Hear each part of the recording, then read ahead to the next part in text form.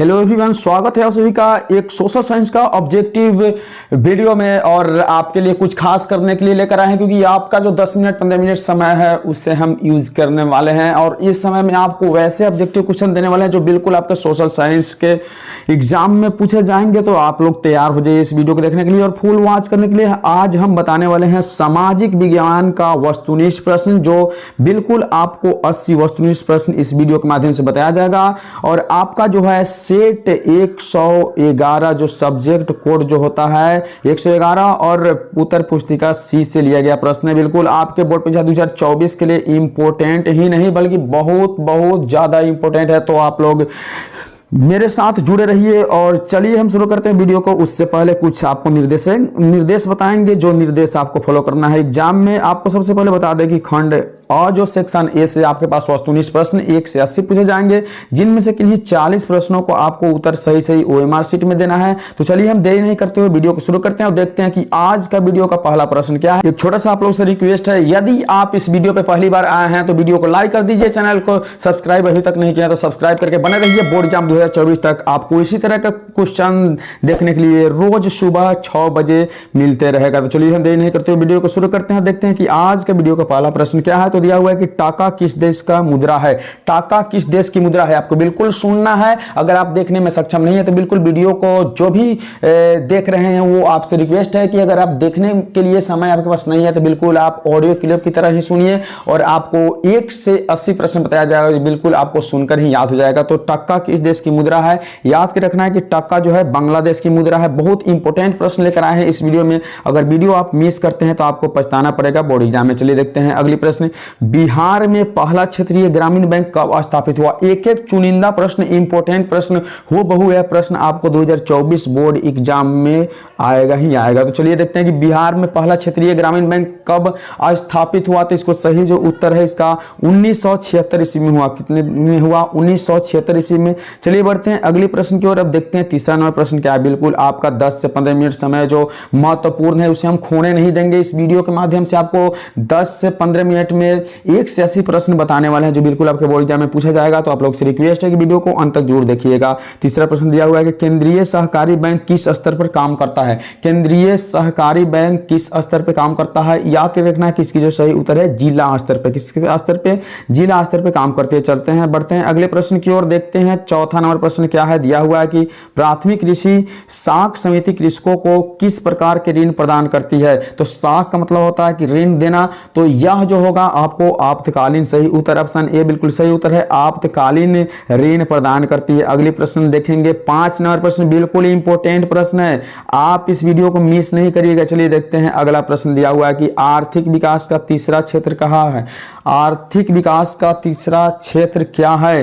तो आर्थिक विकास का जो तीसरा क्षेत्र होता है, याद रखना है कि सेवा क्षेत्र। क्या होता है, सेवा क्षेत्र को तीसरा क्षेत्र कहा जाता है। अगले प्रश्न देखेंगे 6 नंबर प्रश्न, जल्दी से देखिए, वीडियो को मिस नहीं करना है, बिल्कुल शुरू से अंत तक देखना है। सरकार द्वारा लगाए गए अनावश्यक नियंत्रणों तथा प्रतिबंधों को हटाना क्या कहलाता है। सरकार द्वारा लगाए गए अनावश्यक नियंत्रणों तथा प्रतिबंधों को हटाना क्या कहलाता है।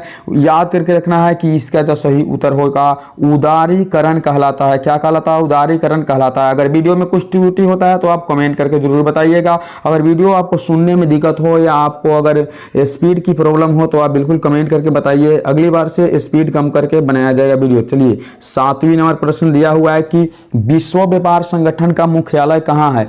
विश्व व्यापार संगठन का मुख्यालय कहां है, याद करके रखना है कि इसकी जो सही उत्तर है जेनेवा में है। कहां है, जेनेवा में है। बस आपको छोटा सा काम करना है, वीडियो को लाइक करना है और चैनल पे पहली बार है तो सब्सक्राइब करना है। सब्सक्राइब कर लीजिए, सब्सक्राइब करने में कोई पैसा नहीं ना लगता है। चलिए देखते हैं 8वां नंबर प्रश्न दिया हुआ है कि वर्तमान में उपभोक्ता संरक्षण हेतु कितने राज्य आयोग काम कर रहे हैं। वर्तमान में उपभोक्ता संरक्षण हेतु कितने राज्य आयोग काम कर रहे हैं, इसकी सही जो उत्तर है याद करके रखना है, लिख के रखना है।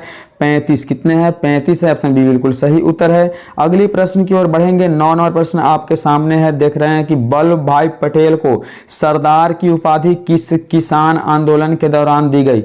वल्लभ भाई पटेल को सरदार की उपाधि किस किसान आंदोलन के दौरान दिया गया, याद रखना है कि बारदौली, किसके द्वारा, तो बारदौली आंदोलन के द्वारा दिया गया। बिल्कुल इंपॉर्टेंट प्रश्न, आप शॉर्ट वीडियो देखकर और यूट्यूब की वीडियो देखकर गाना वाला फिल्म वाला समय व्यर्थ करते हैं। इस वीडियो को देखने से आपको ज्ञान हो रहा है जो आपके बोर्ड एग्जाम में पूछे जाएंगे प्रश्न। तो चलिए हम देखते हैं 10वीं में प्रश्न क्या है। तो 10वीं में प्रश्न दिया हुआ है कि निम्न में किन्हें सीमांत गांधी के नाम से भी जाना जाता है। निम्न में से किन्हें सीमांत गांधी के नाम से जाना जाता है। याद करके रख लेना है कि खान अब्दुल गफ्फर खान को किन्हें जाना जाता है। तो खान अब्दुल गफ्फर खान को जो है सीमांत गांधी के नाम से जाना जाता है। अगली प्रश्न 11 नंबर प्रश्न आपको दिखाई दे रहा है। चलिए 11 नंबर प्रश्न दिया हुआ कि भारत सरकार अधिनियम 1919 को नाम से जानते हैं, किस नाम से जानते हैं बताना है। याद रखना है कि इसे मॉन्टेग्यू चेम्सफोर्ड योजना के नाम से जानते हैं। मॉन्टेग्यू चेम्सफोर्ड योजना के नाम से। बिल्कुल हम एक प्रश्न को 2 बार रिपीट करेंगे, एक उत्तर को 2 बार रिपीट करेंगे ताकि आप सुनकर याद कर सके। बिल्कुल आपको इस वीडियो देखने से बहुत ज्यादा फायदा होने वाला है। चलिए देखते हैं 12 नंबर प्रश्न। अंकोर वाट का मंदिर का निर्माण किसने कराया। अंकोर वाट के मंदिर का निर्माण किसने कराया। याद के रखना है कि सूर्यवर्मा द्वितीय ने कराया। सूर्यवर्मा द्वितीय ने कराया। अगर प्रश्न पूछा जाए कि अंकोर वाट का मंदिर कहाँ स्थित है तो कंबोडिया। याद करके रखिएगा। दिया हुआ है कि बोल्शेविक दल का कार्यक्रम अप्रैल थीसिस किसने लिखा। बोल्शेविक दल का जो कार्यक्रम अप्रैल थीसिस है किसने लिखा था। याद करके रखना है किसकी जो सही उत्तर है सी लेनिन के द्वारा लिखा गया था। बिल्कुल आपको एग्जाम में हड़बड़ाने की जरूरत नहीं है। आपको 40% से 50% प्रश्न नए आएंगे।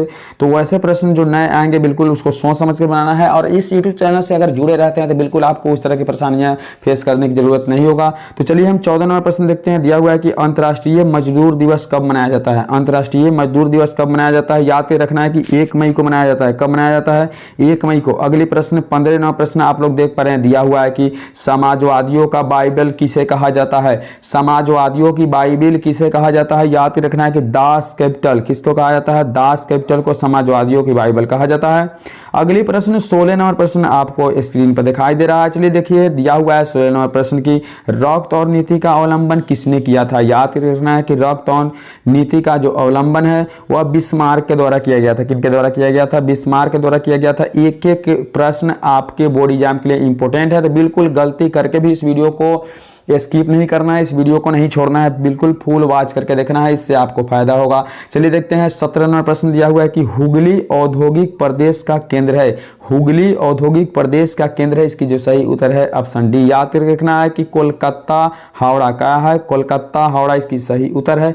अगले प्रश्न की ओर बढ़ेंगे। 18 नंबर प्रश्न आपके सामने दिखाई दे रहा है। दिया हुआ है कि भारत का सबसे छोटा रेलवे जोन कौन है। भारत का सबसे छोटा रेलवे जोन कौन है। याद करके रखना है कि इसकी सही उत्तर है उत्तर पूर्वी सीमांत रेलवे। कौन है। उत्तर पूर्वी सीमांत रेलवे जो है भारत का सबसे छोटा रेलवे जोन है। अगर इस ऑब्जेक्टिव को देखते हैं तो आपका मैट्रिक एग्जाम के साथ साथ बिहार पुलिस ऐसे रेलवे बहुत सारे एग्जाम की तैयारी हो जाएगा। तो बिल्कुल अगर आपकी सपना है कि ज्वाइन करें सर्विस तो चलिए जुड़ जाइए इस वीडियो से शुरू से अंत तक। तो चलिए 19 नंबर प्रश्न दिया हुआ है कि फाल्टा विशेष आर्थिक क्षेत्र कहाँ स्थित है। फाल्टा विशेष आर्थिक क्षेत्र स्थित है। याद के रखना है कि पश्चिमी बंगाल में। कहाँ है। पश्चिम बंगाल में है। चलिए 20 नंबर प्रश्न आपके सामने दिखाई दे रहा है। 20 नंबर प्रश्न दिया हुआ है कि भारत का पहला सीमेंट संयंत्र कहाँ स्थापित है। भारत का पहला सीमेंट संयंत्र कहाँ स्थापित है। याद करके रखना है कि इसकी जो सही उत्तर है ऑप्शन डी अर्थात चेन्नई। कहाँ है। चेन्नई में भारत का पहला सीमेंट संयंत्र स्थापित है। अगली प्रश्न 21 नंबर प्रश्न आपके सामने आ रहा है। चलिए 21 नंबर प्रश्न देखिए। दिया हुआ है कि भारत का बर्मिंघम किस शहर को कहा जाता है। भारत का बर्मिंघम किस शहर को कहा जाता है। याद करके रखना है कि जमशेदपुर को कहा जाता है। किसे कहा जाता है। जमशेदपुर को कहा जाता है। अगले प्रश्न 22 नंबर प्रश्न दिया हुआ है।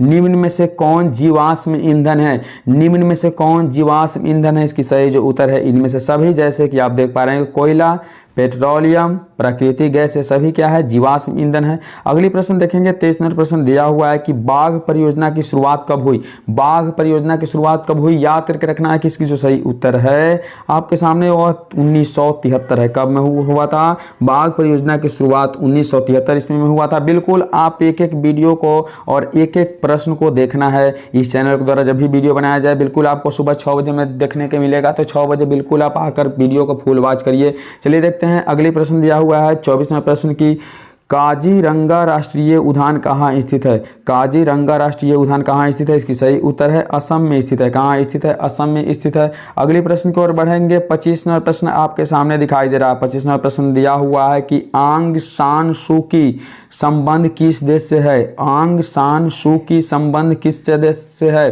किस देश से है? याद करके रखना है कि म्यांमार देश से है। किस देश से? म्यांमार देश से है। अगले प्रश्न की ओर बढ़ते हैं। 26 नंबर प्रश्न आपको दिखाई दे रहा है स्क्रीन पे। देखिए 26 नंबर प्रश्न दिया हुआ है कि भारतीय राष्ट्रीय कांग्रेस की स्थापना कब हुई? भारतीय राष्ट्रीय कांग्रेस की स्थापना कब हुई? याद करके रखना कि इसकी जो सही उत्तर है ऑप्शन बी अर्थात 1885 ईस्वी को हुआ था। अगले प्रश्न की ओर बढ़ेंगे। दिया हुआ है कि बोल्विया में क्या है? बोल्विया में जन संघर्ष का मुख्य कारण क्या था? बोल्विया में जन संघर्ष का मुख्य कारण था पानी की कीमत में वृद्धि। क्या था? पानी की कीमत में वृद्धि। अगले प्रश्न की ओर बढ़ते हैं। 28 नंबर प्रश्न बिल्कुल 10 से 15 मिनट में यह वीडियो कंप्लीट कर दिया जाएगा और आपको बोर्ड एग्जाम में 40 में 40 ऑब्जेक्टिव बनाने की क्षमता प्रदान हो जाएगी। तो चलिए हम देखते हैं। 28 नंबर प्रश्न दिया हुआ है कि निम्न में से किस पत्र ने रातों रात वर्नाक्यूलर प्रेस एक्ट को से बचने के लिए अपनी भाषा बदल दी? निम्न में से किस पत्र ने रातों रात वर्नाक्यूलर प्रेस एक्ट से बचने के लिए अपनी भाषा को बदल दी? याद रखना है कि इसकी सही जो उत्तर है अमृत बाजार पत्रिका। क्या है? अमृत बाजार पत्रिका। चलिए अगले प्रश्न की ओर। 29वां प्रश्न आपको दिखाई दे रहा है स्क्रीन पे। देखिए 29वां प्रश्न दिया हुआ है कि विश्व में सर्वप्रथम मुद्रण की शुरुआत कहाँ हुई? विश्व में सर्वप्रथम मुद्रण की शुरुआत कहाँ हुई? याद रखना है कि चीन में हुआ था। कहाँ हुआ था? चीन में हुआ था। अगले प्रश्न आपके सामने दिखाई दे रहा है 30वां प्रश्न। 30वां प्रश्न दिया हुआ है कि निम्न में से किस सम्मेलन में जर्मनी का क्षतिपूर्ति राशि को कम कर दिया गया? निम्न में किस सम्मेलन में जर्मनी की क्षतिपूर्ति राशि को कम कर दिया गया? बिल्कुल इसकी जो सही उत्तर है ऑप्शन डी अर्थात लौसने सम्मेलन में। कौन से सम्मेलन में? लौसने सम्मेलन में। अगले प्रश्न की ओर बढ़ेंगे। 31वां प्रश्न आपको दिखाई दे रहा है कि अमेरिका में न्यू डील किसने लागू की? अमेरिका में न्यू डील किसने लागू की? याद करके रखना है कि फ्रैंकलिन डी रूजवेल्ट ने। किसने लागू की? फ्रैंकलिन डी रूजवेल्ट ने लागू की। अगले प्रश्न की ओर बढ़ेंगे। 32वां प्रश्न दिया हुआ है जॉन के ने किस मशीन का आविष्कार किया था? जॉन के ने किस मशीन को आविष्कार किया था? इसकी जो सही उत्तर है फ्लाइंग शटल का। किसका? फ्लाइंग शटल का आविष्कार किया था। अगले प्रश्न की ओर बढ़ेंगे। 33वां प्रश्न देख पा रहे हैं। दिया हुआ है कि निम्न में से कौन क्षेत्रीय पार्टी है? निम्न में से कौन क्षेत्रीय पार्टी है? याद करके रखना है लोक जनशक्ति पार्टी। बिल्कुल आपको घबराने की जरूरत नहीं है क्योंकि आपको 40 से 50% क्वेश्चन जो है हर साल नए पूछे जाते हैं, इसलिए आपको घबराने की जरूरत नहीं है। चलिए अगले प्रश्न देखते हैं कि बंगला किस राजनीतिक दल का चुनाव चिन्ह है? बंगला किस राजनीतिक दल का चुनाव चिन्ह है? याद करके रखना है कि इसकी जो सही उत्तर है लोक जनशक्ति पार्टी का। किसका? तो लोक जनशक्ति पार्टी का। अगले प्रश्न की ओर बढ़ेंगे। दिया हुआ है 35वां प्रश्न की नर्मदा घाटी परियोजना किन राज्यों से संबंधित है?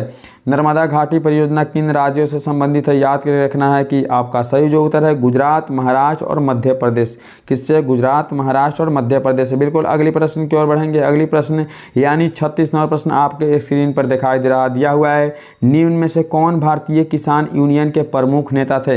निम्न में से कौन जो है भारतीय किसान यूनियन के प्रमुख नेता थे? याद कर रखना कि इसकी जो सही उत्तर है ऑप्शन सी अर्थात महेंद्र सिंह टिकैत। क्या है? महेंद्र सिंह टिकैत। बिल्कुल एक एक प्रश्न इंपॉर्टेंट है, वीडियो को मिस नहीं करना है, फुल वॉच करना है। 37वां प्रश्न आपके सामने दिया गया कि जिला परिषद का कार्यकाल कितने वर्ष का होता है? जिला परिषद का कार्यकाल कितने वर्ष का होता है? याद कर रखना है कि इसकी जो सही उत्तर है 5 वर्ष के कितने होते हैं? 5 वर्ष के होते हैं। अगले प्रश्न की ओर बढ़ेंगे। 38वां प्रश्न दिया हुआ है कि पंचायती राज प्रणाली की शुरुआत कहाँ हुई थी? पंचायती राज प्रणाली की शुरुआत कहाँ हुई थी? याद कर रखना है कि राजस्थान से हुई थी। सबसे पहले राजस्थान से हुई थी। अगले प्रश्न की ओर बढ़ रहे हैं। 39वां प्रश्न आप लोग देख पा रहे हैं। ग्राम पंचायत का प्रधान कौन होता है? ग्राम पंचायत का प्रधान कौन होता है? याद कर रखना है कि इसकी जो सही उत्तर है मुखिया होता है। तो इसी के साथ हम 40वें प्रश्न पे पहुंच चुके हैं। तो 40वां प्रश्न देख पा रहे हैं। दिया हुआ है कि राज्यपाल की नियुक्ति कौन करता है?